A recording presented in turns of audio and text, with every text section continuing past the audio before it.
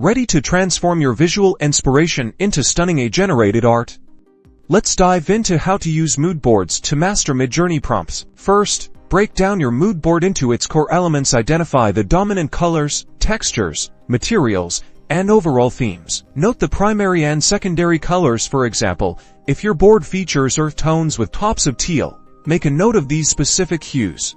Isolate key textures. Think about descriptors: rough wool, smooth velvet, brushed metal. The more descriptive you are, the better. Pinpoint the overarching theme. Is it nature-inspired, futuristic, or vintage?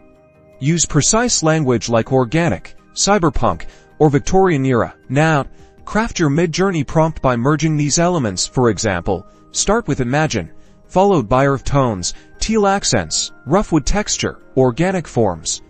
Experiment with different keywords and weights to refine the output. You can add phrases like photorealistic or highly detailed for enhanced results. Iterate and refine your prompts based on the initial results. Tweak the color descriptions, adjust the texture emphasis, or specify the desired lighting conditions. With practice, you will be able to transform any mood board into a perfectly rendered Midjourney masterpiece.